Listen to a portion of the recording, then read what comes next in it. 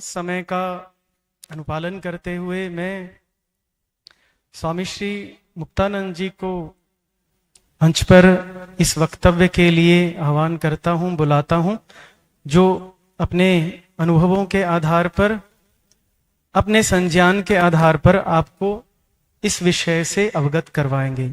स्वामी श्री मुक्तानंद जी महाराज।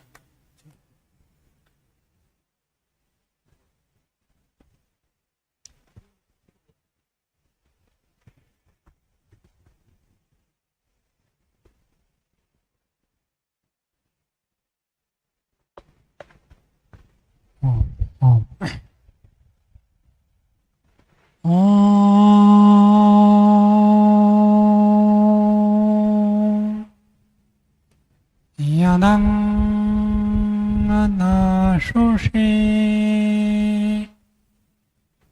त्वमग्ने भद्रं करिष्यसि तवेत्तत्सत्यमङ्गिनः।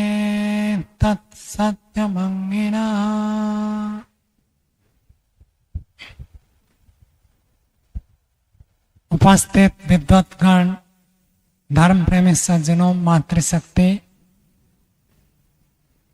आज हमारा विषय है धर्म शिक्षा से परिवार निर्माण।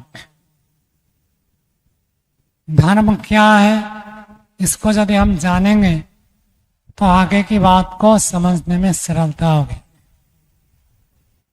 पहले सत्र में वक्ताओं ने प्रस्तुत किया कि जिसको धारण किया जाता है वो धर्म है। मैं दूसरी बात बताता हूं, जो हमको धारण करता है वह भी धर्म है। हम जिसको धारण करते और जो हमको धारण करता है वो धर्म है। व्याकरण की व्याख्या यहां नहीं करूंगा। मीमांसा दर्शन में प्रारंभ में ही बताया कि धर्म क्या है। 14 लक्षणों अर्थो धर्म। धर्म का अर्थ ही होता है वेद। वेद में जो प्रेरणा दी गई है कि ये करो ये मत करो, वही धर्म है। करने योग्य को करना, ना करने योग्य को नहीं करना धर्म है। ये तो शास्त्रीय परिभाषा हो गया। अब प्रश्न उठेगा कि जो हमको धारण करता है, हम जिसको धारण करते हैं, उसको कैसे धर्म कहेंगे? इसके लिए वैशेषिक दर्शन पढ़ेंगे। बड़े सरल सरल बातों को वहां गंभीरता के सहित प्रस्तुत किया गया है। का जल का धर्म क्या है? का अपाम पतनम। जल का जो धर्म है वो भारीपन होने के कारण से ऊपर से नीचे की ओर गिरता है। और अग्नि और ऊर्ध्व जलनम, अग्नि हमेशा ऊपर की ओर उठती है, अग्नि कभी नीचे की ओर नहीं जाती है। वायु हो तिर्यक गमनम, वायु का धर्म है हमेशा तिरछा गतिशील रहते हैं। जैसे वायु का धर्म हम सबको स्वीकार है, अग्नि का धर्म सबको स्वीकार है, जल का धर्म स्वीकार है, ऐसे ही जो मनुष्य का धर्म है वो भी एक ही है, अलग नहीं है। वो क्या है? सब आर्ष ग्रंथों में उसी को एक रूप में प्रस्तुत किया गया है, कोई भेद नहीं है। अहिंसा को वैदिक वाङ्मय में धर्म का मुख्य लक्षण बताया गया। और अहिंसा के द्वारा हम धारित है और हम अहिंसा को धारण करते हैं। आप देखिए, लोग कहते हैं कि आज तो हिंसा की घटनाएं बहुत अधिक हो रही है, लेकिन जितनी भी हो रही है बहुत कम है। अहिंसा कितने, आप सब यहाँ बैठे हैं, अहिंसा के कारण बैठे हैं। रास्ते में हम चलते हैं, दुकान जाते हैं, बाजार जाते हैं, सामान खरीदते हैं, जीवन जीते हैं, तो उसका आधार होता है अहिंसा। सब लोग एक दूसरे की हिंसा करने लग जाएं तो हम जी नहीं सकते। एक व्यक्ति अंत में जिएगा, बाकी एक दूसरे की हिंसा करते जाए तो सब समाप्त हो जाएंगे, एक व्यक्ति बचेगा अंत में। तो संसार में मनुष्य है तो उसका कारण है हम अहिंसा का पालन कर रहे हैं। और कहीं कहीं धर्म का विघात तो होता है, जहां श्रृंखला नहीं, व्यवस्था नहीं, वहां तो विघात होगा। ऐसे सत्य को बारे में आप देखिए, यदि हम जीवन में देखेंगे, दिन भर के देखेंगे, हम कितना सत्य बोलते कितना असत्य बोलते। सत्य ही अधिक है क्योंकि वो धर्म है। कोई व्यक्ति सारा दिन झूठ बोलकर जी नहीं सकता। भूख लग रही है, प्यास लग रही है तो कहना पड़ता है कि मुझे पानी चाहिए। झूठ बोलेंगे तो आपको कहना पड़ेगा पानी नहीं चाहिए, जीवन चलेगा ही नहीं। अहिंसा हमको धारण करता है, सत्य हमको धारण करता है। ऐसे ही सब हमारे वैदिक वाङ्मय में जो धर्म के लक्षण बताए वह धर्म है। महर्षि दयानंद ने एक रोचक बात बताई, सत्यार्थ प्रकाश के 11वें समन्यास में आप देखेंगे।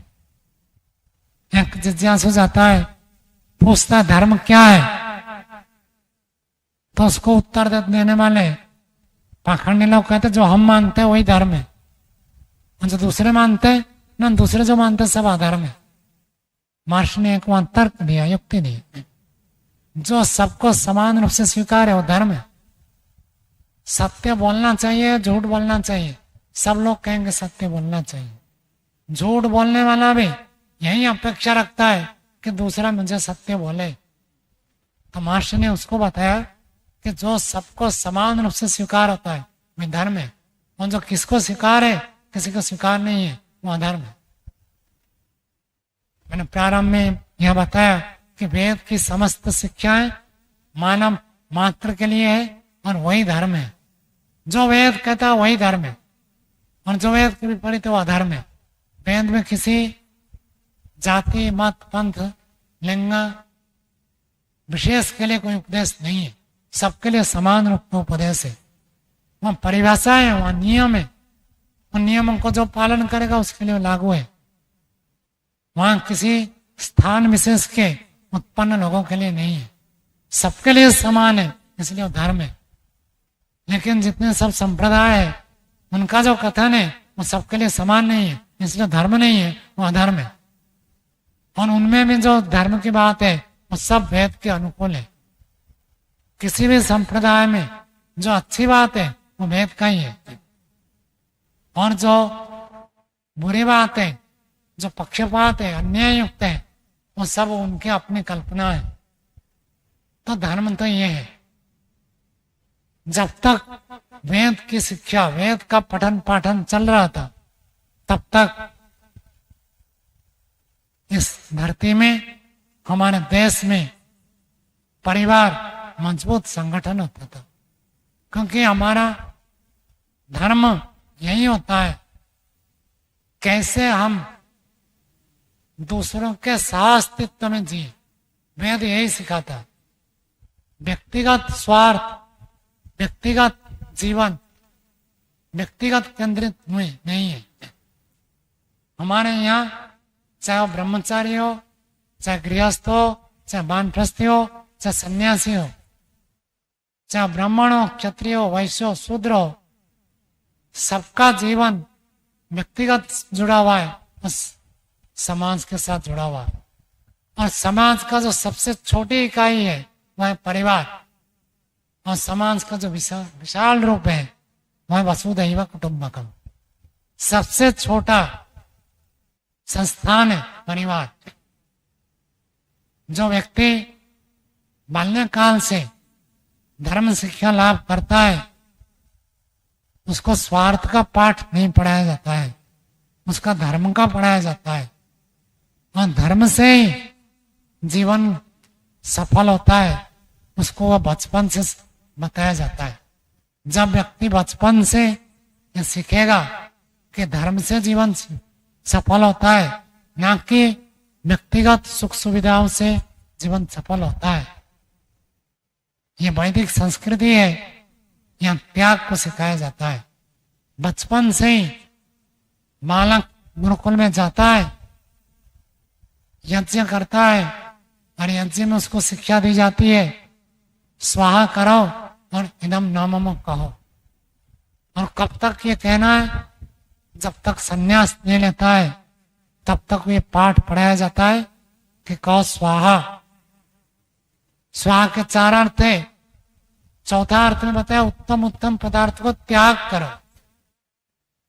जब व्यक्ति मरने काल से ही प्रत्येक दिन ये शिक्षा ग्रहण करता है कि स्वाहा कहो, अपने उत्तम से उत्तम पदार्थ को दूसरों के लिए, समाज के लिए, सह अस्तित्व के लिए और विश्व के कल्याण के लिए त्याग करो। और व्यक्ति कैसे स्वार्थी होगा? स्वार्थी नहीं हो सकता है। स्वार्थी व्यक्ति ही परिवार को तोड़ता है, और जो व्यक्ति जीवन में त्याग को अपनाता है वो परिवार को कभी तोड़ेगा नहीं। समस्त प्रकार कष्ट उठाकर परिवार को बनाए रखने के लिए चाहिए।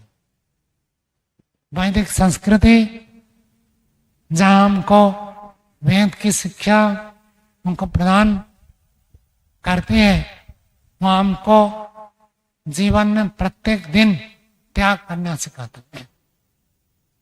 यदि यज्ञ में प्रत्येक व्यक्ति त्याग करता है, पति भी त्याग करता है, पत्नी भी त्याग करती है, बच्चे भी त्याग करते हैं, सब यज्ञ में एकत्रित होते हैं और सब त्याग की भावना से युक्त होते हैं। और जब सब त्याग करते हैं तो परिवार का निर्माण स्वतः होता है। उसके लिए कहना नहीं पड़ता है। व्यक्ति स्वयं जितना भी कष्ट हो उठाता है, तैयार हो जाता है और परिवार का निर्माण हो जाता है। इस वैदिक संस्कृति को हम सीखें, जीवन में धारण करें। इतना कहकर वाणी को विराम देता हूँ। आप सभी का धन्यवाद। ओम।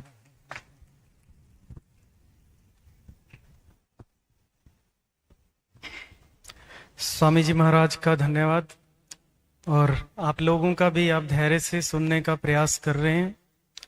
कभी आप लोग यह ना समझें कि ये तो साधु सन्यासी हैं, विद्वान